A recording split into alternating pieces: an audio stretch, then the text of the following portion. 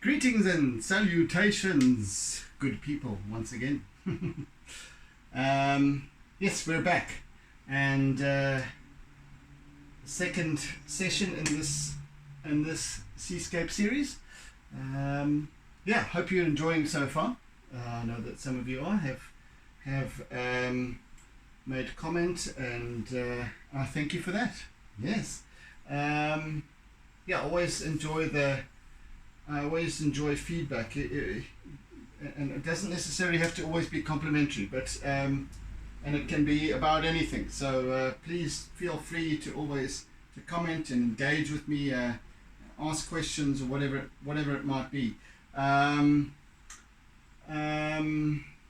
Yeah, welcome to any new visitors to the channel, and I hope that you enjoy what you see and that you see fit to hit the subscribe button and the like and the like button, and share and comment and all that stuff. So wonderful. Yes, I'm still, my mind is still processing. It's between engaging with the camera and engaging with what I'm about to do. I'm sort of preoccupied in between somewhere, no man's land. Right, let me just hit it and see where it takes me. I'm going to get some more shadow going, and I'm going to start introducing color today, I think. And I also want to introduce sky. Yes, I am going to put the sky in. I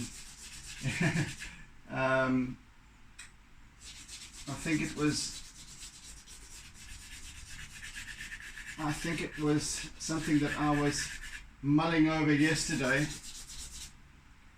and then Dan came along and made the comment that it even as a monochrome piece, it's starting to take shape. Thanks for that, Dan. And yeah, it just got me harking back to when I first started out with these types of pieces, not necessarily the seascapes, but with other sort of landscapes and trees and things like that, where it was just the monochromatic appeal, and then I slowly started to introduce a little bit of color, and that happened with the one lighthouse piece that I did, actually, which got me straight away thinking. It just reminded me of that, and I thought, oh, should I keep the whole piece monochrome, just do the little subtle red highlights on, or not highlight, but touch on the lighthouse. And I thought, not for this one. I've already, yeah, my mind is working towards the color aspect of it, but perhaps another one in sometime in the future. We'll just do that. We'll just do that once again, just to hark back to the days gone by, not that long ago, but a couple of years back. Oh, goodness me, a good couple of years back now, actually, come to think of it. 2016, yeah. Yeah, that was, and then I started to introduce a little more color, and then a little more color, and then I was leaving the sky section blank, just the paper, without putting any color in, and then that slowly crept in as well. So anyway, it is a matter of course, and I just like to see where things lead. But yeah, the suggestion was very tempting. So thank you for that, Dan. It's always good to hear that little perspective in a comment,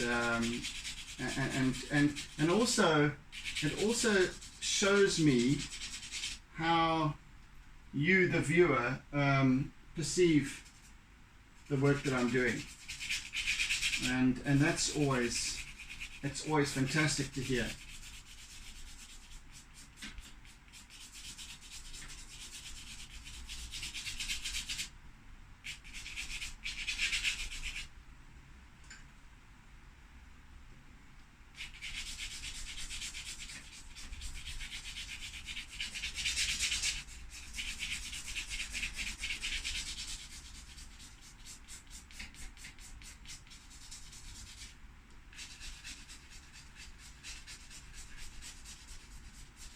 yeah, so again, I say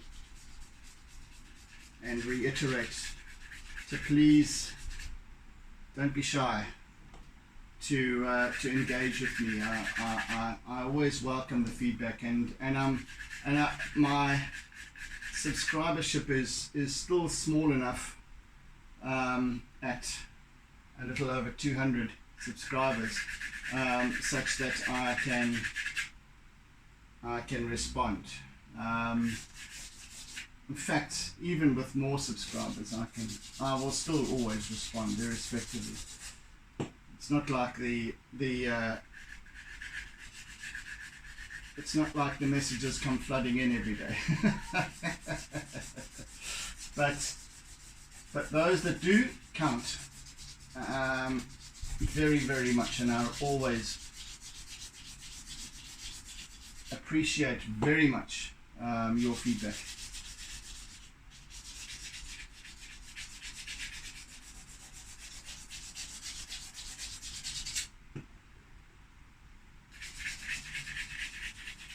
So I'm going on this whole area because some of the charcoal work will show through in this piece, and it will provide a tonal basis for the entire artwork. It always does, and I think that's what the combination of charcoal and chalk pastel. I don't think very many artists do that. Use that combination. Yes, there's many people who do all kinds of mixed medium, but I very seldom hear of somebody who's working with both charcoal and pastel together. So it kind of gives my work, I think, a certain signature, a certain look, and a certain vibe and energy and what have you. So, because, you know, what I've come to find is that the charcoal sets a lovely undertone, as I said, tonal value of light and shade and what have you, especially working with the white conte as well and white pastel. But it just kind of slightly deepens the tints and what have you. At least the shadow areas, and just gives a little bit more body, I think, you know? Yeah. And especially given that it's charcoal and not, well, charcoal in color as well as in substance, but it gives that off black appeal, and then when in the very, very dark areas, I can always use a little bit of compressed charcoal as well, and it's even though compressed charcoal is very, very black, it's not quite the same consistency or composition as a black pastel, for that matter. So it's different, and once again, just, you know, mixing these different mediums always adds a subtly different dimension to an artwork, I think.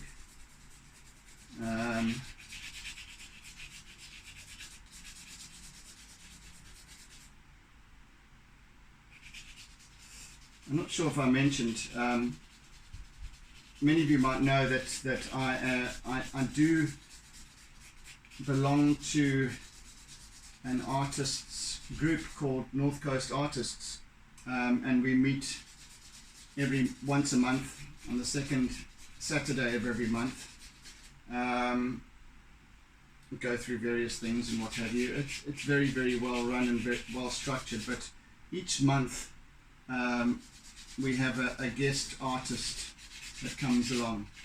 In fact, that's how I started. I was invited to do a demonstration for the members, and I subsequently joined the group myself, which was fantastic because there's such a wealth of talent and variety amongst the artists involved, and it's always a real blessing. But this last Saturday just passed, we had a chap by the name of Gift, and he does the most incredible portraits. I just can't think of his surname now. I just knew him as Gift, but does the most incredible portraits. But how he started out was that he couldn't afford to buy canvases and what have you to do his work on, and he had a pile of newspapers under his bed, and decided to kind of just use that to paint on, but he would glue 2 or 3 sheets of newsprint together and then paint on that with watercolors or acrylics, and so that foundation gives a wonderful, unique appeal to his work, which is already quite incredible. His talent for capturing faces and expressions and what have you is quite almost uncanny. And just the way he applies, he doesn't necessarily use color in the portraits. He uses sort of black watercolor or whatever. So, and then it takes on this sort of bluey black appeal, and as opposed to the normal use of skin tones and colors and what have you. And then he introduces other elements that are perhaps specific to the character in the portrait. So he might introduce a snake or a snail or a frog or something like that. He loves birds. He loves working with birds as well. So he introduces a parrot on the shoulder or in front of the face almost. Very, very good. Don't know why I mentioned him, but he just came to mind. I suppose just unique, talking about unique use of materials. You work with what you've got. I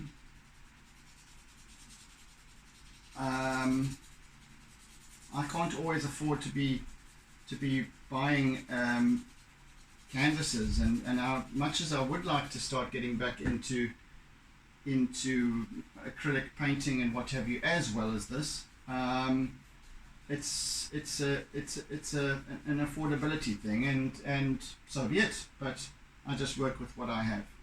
And I also realize that one doesn't, even though perhaps canvases might be expensive, but you can use anything. You can paint onto a flattened out tin or a piece of plastic, whatever. There's no limitations when it comes to art, and this is why when I keep on about, we always judge ourselves too harshly in terms of what we can achieve, and we tell ourselves, no, we're not artists, we haven't got that. But it doesn't require this specific talent for it. It's more about the application of energy. It's more about passion. It's more about enjoyment, and that's what brings about style. I don't think along the lines that, oh well, this artist is better than me, I could never do that. Well, sure, I wouldn't want to do that because I want to develop my own style and my own, and the next person will say, well, I could never do what you do. Well, that's fine, because do what you do. But you know, to give a word to somebody who is perhaps maybe contemplating trying something out, just do it. Just go for it. Because art is about enjoying the moment, enjoying the expression, and it's not about what you create. And whether you're embarrassed for it, that's just ego. And then because the ego prevents you from actually taking that step, taking the plunge and just going, hey, let me just give this a go. It might be fun. That's the approach to take. And on whatever medium, you don't have to have the finest Winsor & Newton set of paints or Faber-Castell pencil crayons or, you know, whatever, sable hair brushes and all this sort of thing that people tend to kit themselves out with, and these fantastic easels and whatever. It doesn't take anything other than a will, a desire to just make your mark. I think that's I think in a sense an artist is a storyteller, and just like a journalist has a desire and a need to get to be heard, art is the same, because it's all about expression. It's all about expression. That's all that's important. So you can paint on an old door, you know, anything, any old thing.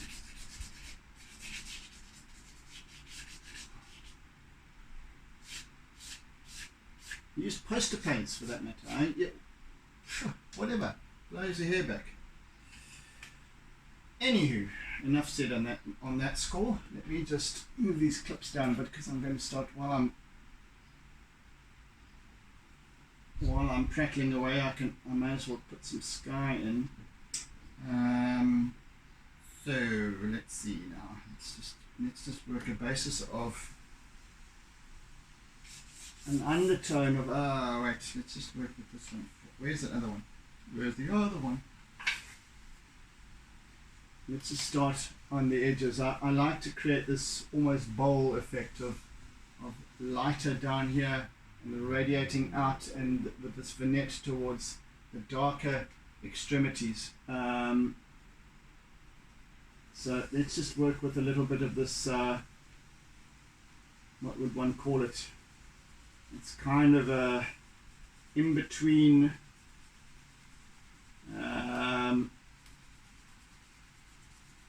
ultramarine and lilac. I don't know what you would call it, so it doesn't matter.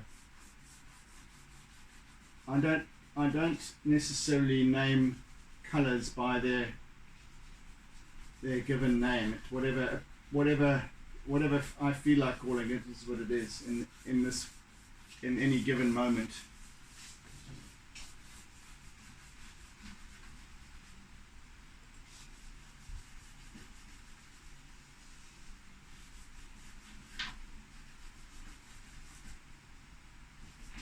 A little bit less down this side, a little bit more down this side, because we're going to have this quite dark ocean over here and then lighter over here. So to balance it out, I'll do a little bit darker on the top left hand corner, and a little bit lighter or a bit less dark on the other side, on the opposite side. Right, some straightforward lilac.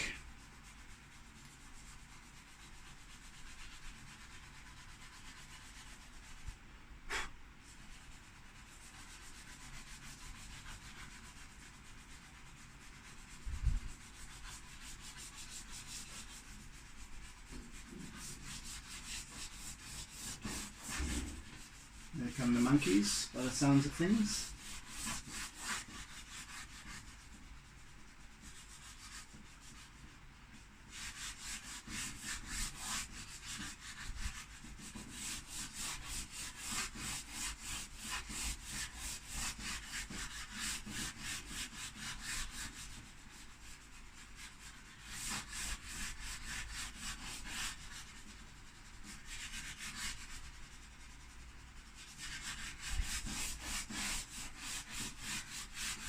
always working in this in a curve. A little bit of lighter blue.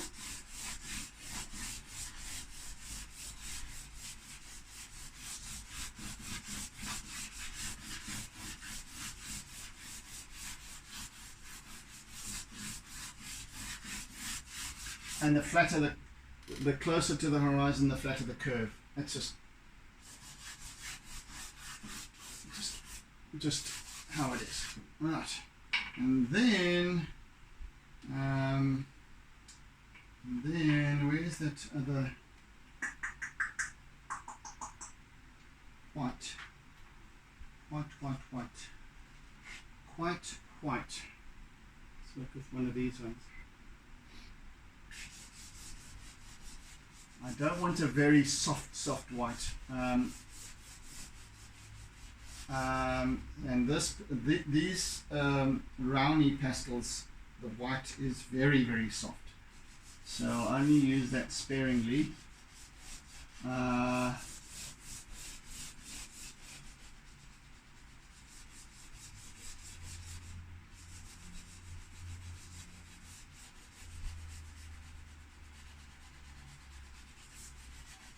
I don't want it to be too harshly white. You know what I'm saying? You know what I mean?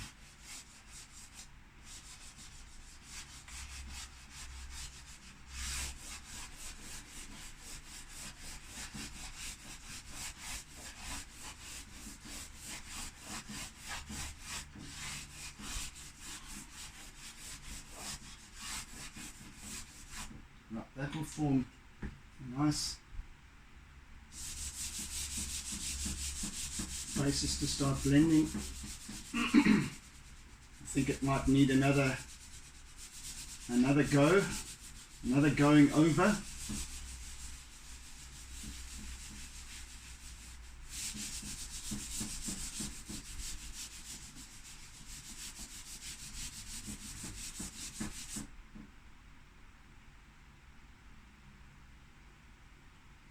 Perhaps a little bit of this darker.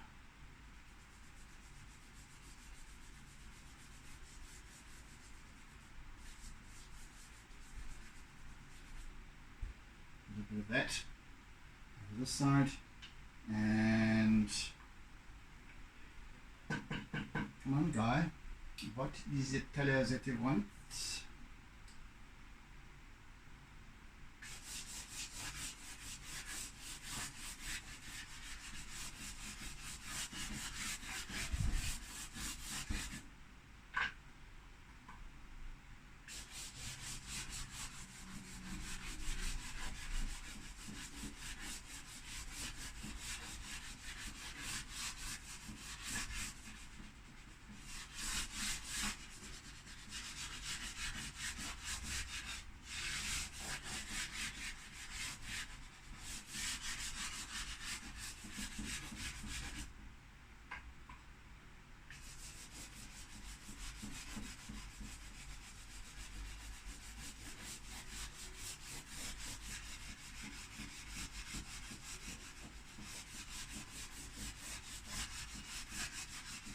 I'm also not looking for a perfect vignette as well. In fact, I do want quite a crisp. Ooh, chalk dust everywhere. I do want quite a crisp horizon line, so I'm going to use my ruler just to block off this part here.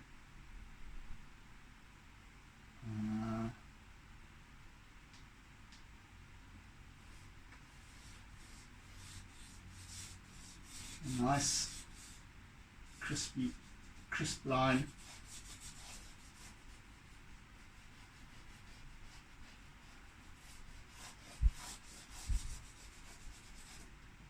Right.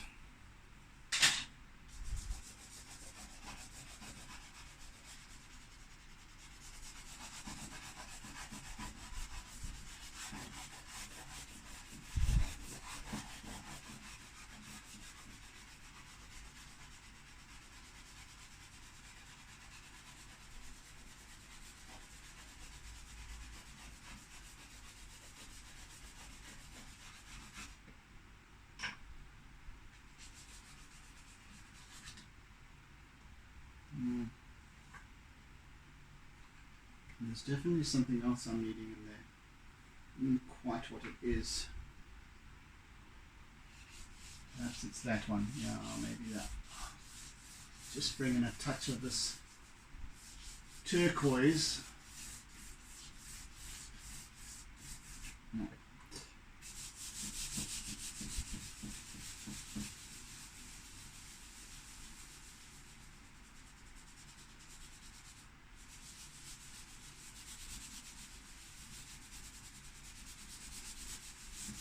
It's too dark up here, which is fine. I can just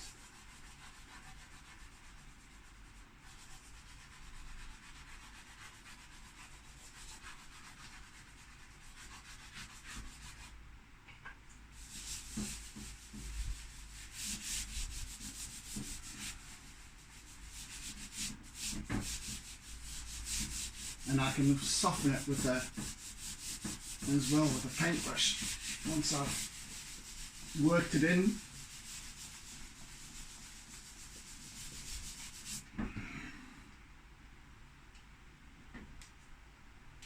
I want a touch of this over here as well, actually.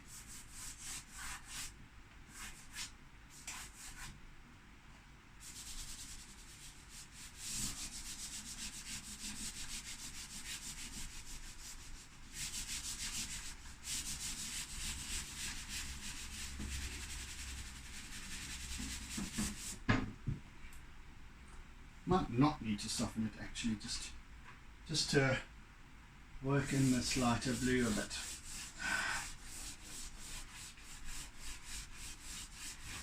And perhaps a little more white as well.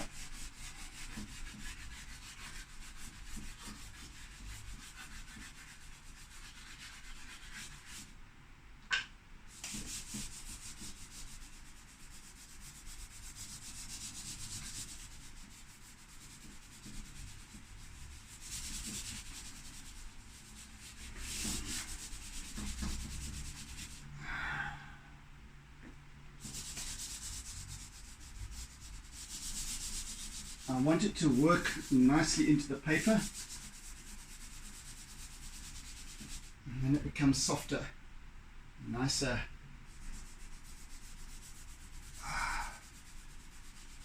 A nicer vignette.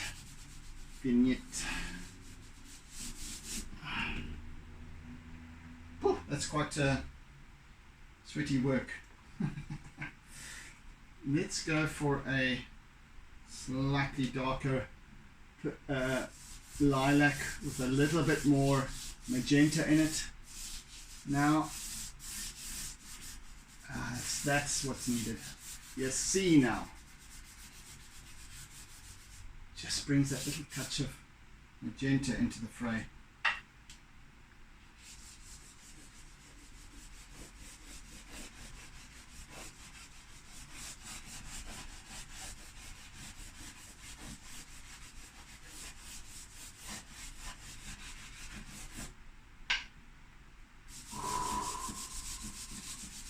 That's perfect. So now that just sets it off nicely. That hint of magenta that you'll see if you look closely in the sky. Well, you can't look at the sky closely because it's kind of. But if you really look, and if you focus to perceive color, and looking at the sky, you won't just see blue. You'll see gradations of tone, depending on how your eye travels, and down towards the horizon, and you'll see a different hue or different tonal value. As your eye moves more towards the sun as well, the sky brightens, and yeah, so it's a, oh God Lord, there's a lot of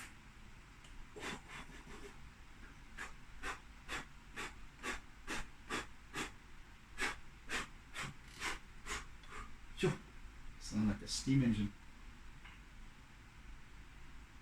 The dust settle.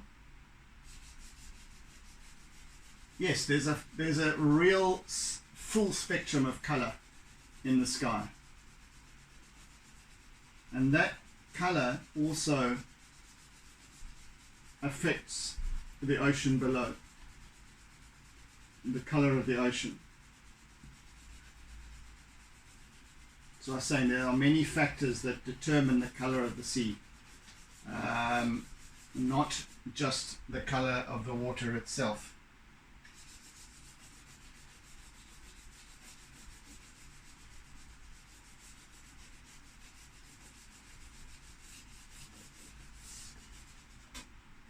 And it depends largely on your positioning. If you look at the sea from above, from a helicopter or from a drone or something like that, you'll just see you'll see some reflections because of the undulation of the surface of the water. You'll always get that, but by and large you'll just get mostly a deep blue, or depending on the cloud cover, you'll get a grey green, but it will be more darker. Looking at it from above, looking at it from an angle like we are here, there are many factors at play.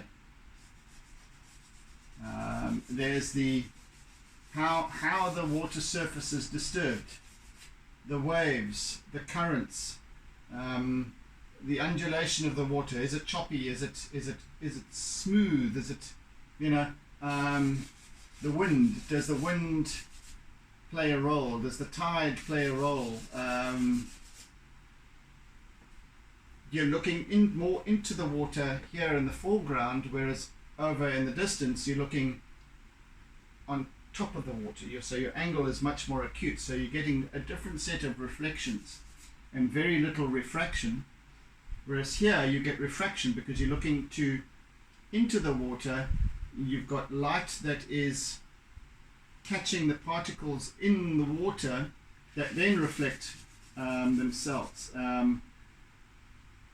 and you get refracted light off the bottom of the sea, and all of that. There's so many factors, and that's what I always find fascinating, because it tells a story. You look at depth.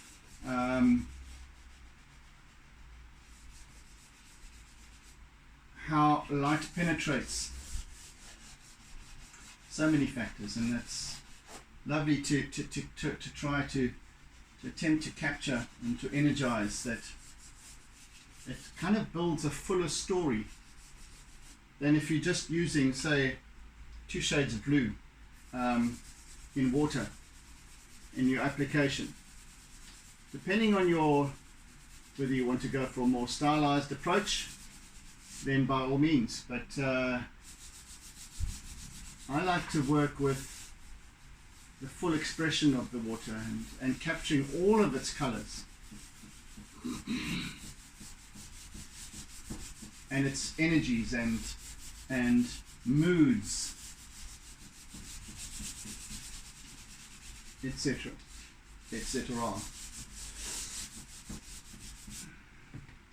Anyway, this is kind of, I've been working on this now enough, I think, just to get this lovely expression of sky. Work that blue this way a bit so it's not quite as dark in the corner.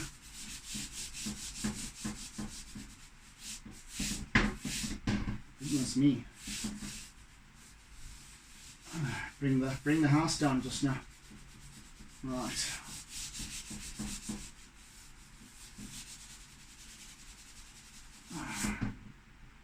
Gosh.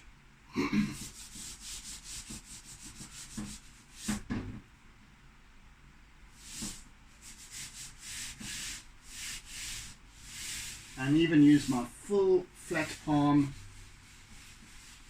as you can see,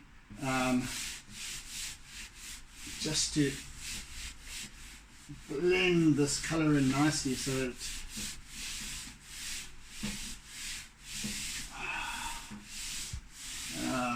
That'll do.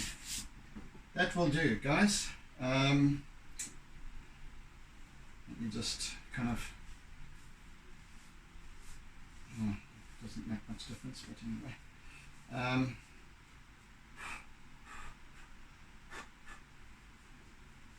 Yeah, so this piece is mostly blues and greens in any case, but let's just spend 10 minutes or so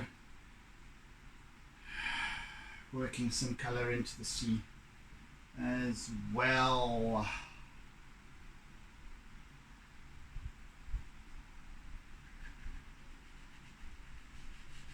And I think once again I want to get this line nice and crisp, so I shall place my rouleur along that horizon line, so I can just get it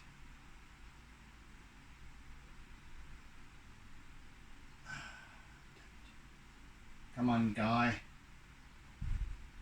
let's have at it, shall we? I don't want to be too, can't really get it.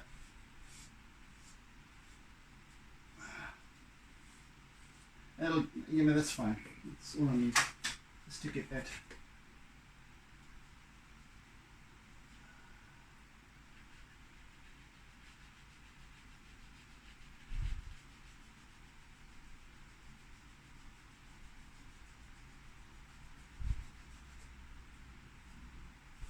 And it's always nice to have a crisp horizon line.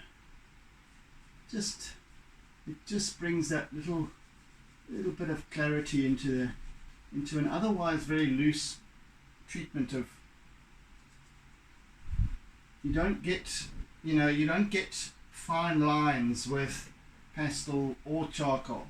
You can't get a very fine line. So where you can, to get that nice, it's like a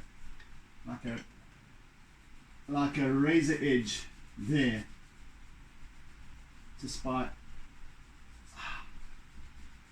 putting my ruler down and drawing along that line. As I'm always saying, if you have a horizon line, make sure it is horizontal. That's why it's called a horizon. That's why it's called a horizon line, because it's always straight. Many people get that, even if you're taking a photograph. Look, I granted I do get pedantic at times, but I think it always makes a difference in an image. Let's say you've got a family or something at the seaside, and they've got their backs to the surf, and it's a beautiful shot and capturing faces, but you've got this weirdly tilted horizon line that it just kind of, to me, destroys the whole appeal of the image itself as a photograph. Just make sure, it doesn't take much, just make sure that the horizon line is kind of straight, and you can always just adjust the image on your phone even afterwards. I do that often, because it does, just a tilted horizon line can make or break, well, a horizon line can make or break an artwork, be it photographic or otherwise. Needs to be straight, guys. It's a simple golden rule, I would suggest.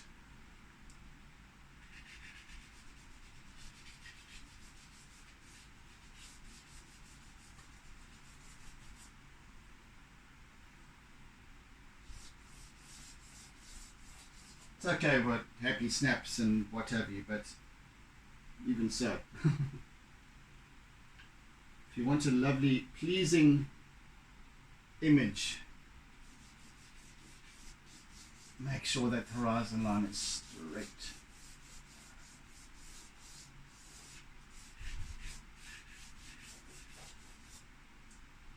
It might not be obvious to the average person, and without sounding patronizing at all, it might not be immediately apparent, but we do perceive things. We all perceive things differently. We have different levels of perception,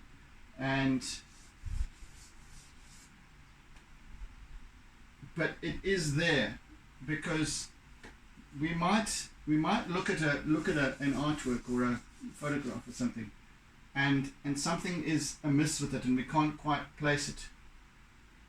So we don't. My eye would be drawn immediately to the horizon line, and I go, okay, well that's what it is. But somebody else might not quite pick it up, but they're not. But there's something wrong, and because the mind's eye, as I call it, or the unconscious observation, because we are observing and interpreting continuously. The stuff that we process is according to our way of being. What makes a difference? So to me as a conscious observer, I observe things from an artistic point of view. Others may not. So I pick up on it whilst others might not. But it's always there. Every minute detail is there. It's stored away from the moment we capture an image, be it moving or otherwise. Our mind stores away in its vast vault reservoir exactly what it is. That's why you get some people who can, I don't know, you see in spy movies, people who can spot a tail, or recount an entire room of objects and things as it was an hour later or a day later. People who have a photographic memory, it's not about, it's how we perceive stuff. It's how we process, and some of us are better at it or more gifted sometimes with it than others. But it's always there. So hey, I was going on about the horizon line, which is a thing. It's just a tip, I guess, that if you are an artist and if you're starting out,